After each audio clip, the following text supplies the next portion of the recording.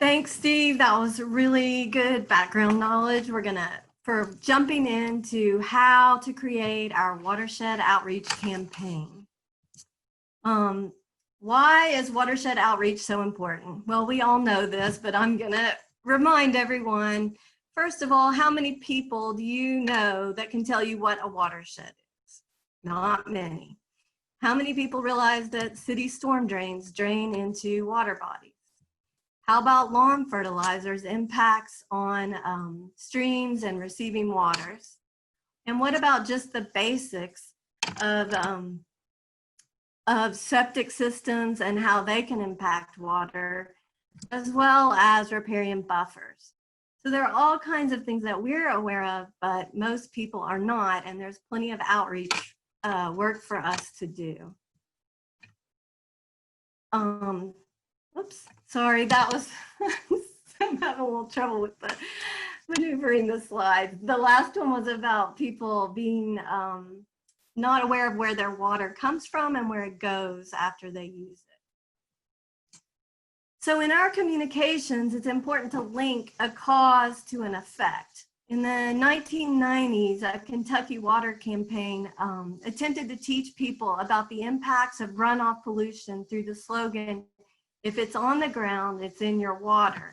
And it was hoped that this catchphrase would help people make the direct connection between pollution, rainfall, and their water quality.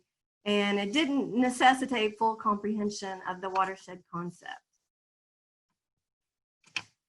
Once we help people understand this cause and effect, how do we motivate them to act? We need to target our message to a specific audience in a way that prompts them to respond to that message. This takes some careful research and thought, and in this module, we're going to be talking about how to effectively reach out to people and motivate them. I think Steve has given you great context about that, but specifically, we're going to talk about ways to understand who your audience is, how to create messages that are meaningful to them, and then ways to communicate that message, which hopefully will prompt behaviors that help reduce water pollution. This picture from the front of the US EPA's Getting in Step Guide is a document that we relied pretty heavily on. It's a great reference for these efforts, and you're encouraged to refer to this document later in your work. There's also a plethora of other resources out there, which we will list in some of the supplemental resources for this module. So the EPA guide divides the outreach campaign process into 6 main steps, each of which builds on the previous step. The first step is to define your driving forces, goals, and objectives. Then you identify and analyze your target audience, create your message, package it, and evaluate when and how to use different media. Then you distribute the message, and then you evaluate your outreach campaign for its effectiveness at reaching your goals, and if it's not working, adjust along the way. We're going to go through each of these steps briefly during this overview presentation and then individually in subsequent sessions. So today we'll be focusing mainly on step 1 after this presentation. To conduct your outreach campaign, a plan is needed, just as a map or driving directions are needed when you set out on a road trip. First, let's decide where we're going. This includes our driving forces, goals, and objectives. First of all, the driving force is why we're thinking about doing this. By identifying the forces that are driving the need for our campaign, we can better determine the overall scope of the campaign and focus on what needs to be done. The driving force often centers around a specific issue, such as health risks, flooding, land use changes, or regulations. Next, we need our goals. These are the general statements that express the broad focus of our effort. And you need to make sure that your goal links back to the driving force behind it. Examples of goals could be ways to increase recreational use of the water, ways to increase fish populations, decrease flooding, or limit property loss. And then finally, we need objectives. These are the specific actions that are aimed to help achieve the stated goal or goals. You'll probably need to develop several objectives for each goal that you're trying to achieve. And the objectives you develop should be SMART: specific, measurable, achievable, relevant, and time focused. And as Steve discussed before, we want to consider if our objectives are meant to create awareness and provide information, or actually to encourage action among your targeted audience. The more specific you can be, the easier it will be to develop related tasks or action items in your plan. As we work through this Module 6 presentation, you're going to be working through that series of worksheets that Steve sent in earlier this week.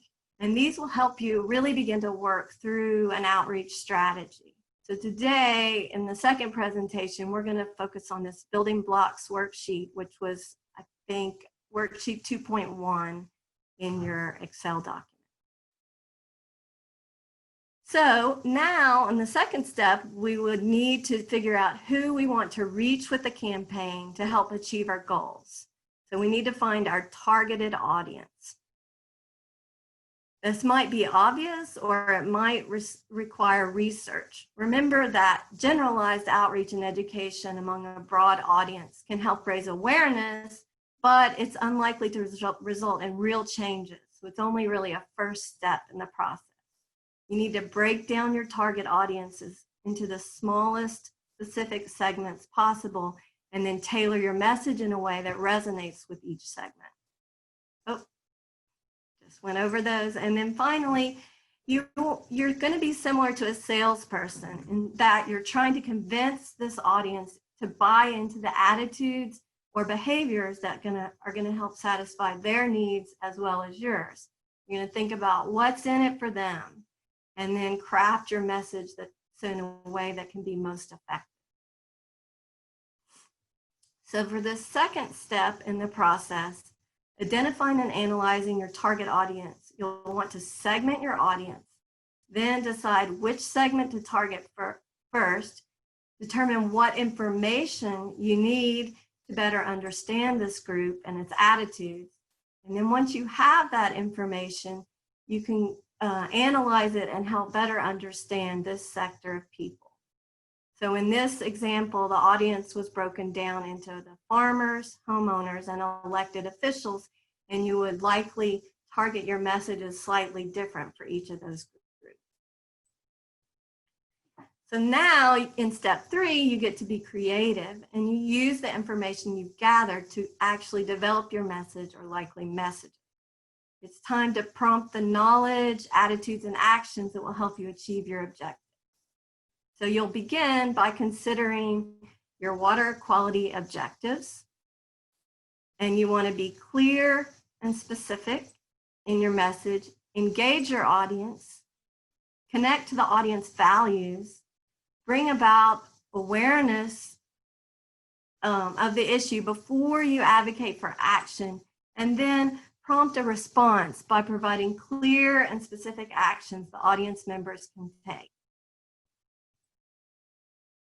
We'll help you walk through a behavior selection matrix. So first we'll come up with some potential behaviors that could help you achieve your goals, and then we're going to refine it to the behaviors that are really most feasible and then should be pursued through messaging and your actual campaign. We're also going to introduce you to something called the Compass Message Box as a tool to help you create your message and tell your story. And this can be used to develop websites, press releases, or even just preparing for a meeting with key representatives. The goal will be to help you think through the key pieces of information to provide to your audience. Once you've defined the objectives and assessed your target audience and then crafted your message, you're going to figure out the best format for delivering the message to your audience. This means you need to think about where the target audience gets its information. For example, the farming community is likely to frequent farm supply stores or feed stores, cooperative extension office, and then read articles in farming publications. So you need to target them through those means. You also want to think about, in the appropriate messaging format, the size of the audience. For instance, a door-to-door campaign is not practical for a large audience, and a big event is not really ideal for a smaller audience. Also, geographic distribution, how widely it's spread out and how to best meet those people where they are. And then level awareness and education. Is the issue new and unfamiliar, or have there already been efforts to raise its visibility? And then you also may need to think about like English as a second language, and if you need to develop materials to help meet those audiences as well. And then finally, preferred formats. You need to think about internet accessibility for website campaigns. Which format's going to have the most lasting impact? And then finally, distributing the message. How are you going to distribute it? Even in today's online world, face-to-face contact is really important in building understanding and buy-in. As you know, especially in this virtual world we're living in, we kind of crave interpersonal connection, and we miss a lot when we don't have that through facial expressions and body language.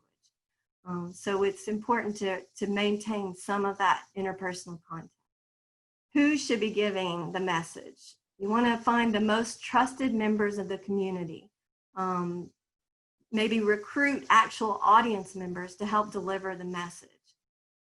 And maybe find a community spokesperson, such as a kind of a local celebrity or reporter, other respected community members, or peers of the target audience that help form kind of a snowball approach from word of mouth. And then with timing, the timing of your message is really important. It should be considered so that it's scheduled to generate the greatest impact.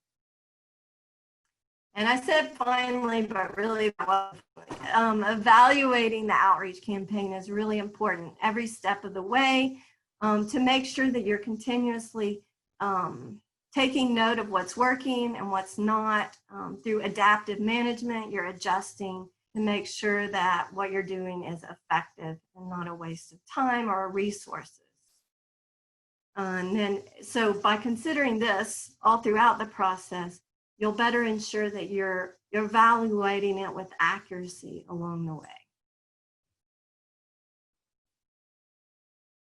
And we'll use another worksheet to help us think through this process. And again, we'll cover this more in depth in the step 6 presentation. Finally, once we complete the campaign strategy, we'll need a way to track everything. And we've devised a worksheet to help you get started on that too. So lots of helpful worksheets. And this is a kind of an overview of what we provided to you for your outreach campaign process. The overview worksheet, the first one, summarizes the entire process from steps 1 through 6.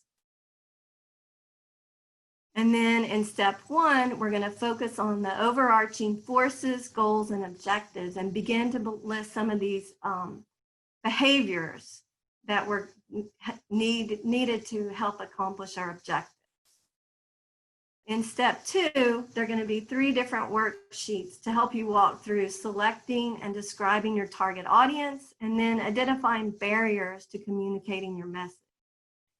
Once we're more familiar with the target audience, we'll select which behaviors can help accomplish our objectives. In step 3, we'll work through the message box worksheet. And for steps 4 and 5, we'll have a checklist to help think through the format and distribution considerations, and then select your best approach. And for step 6, we've created a form to list out those evaluation strategies. And then finally, once your full plan is completed, you can develop an operating plan to help keep track of everything. So lots of resources here for Module 6. Welcome to the wild ride, and buckle up. So I'm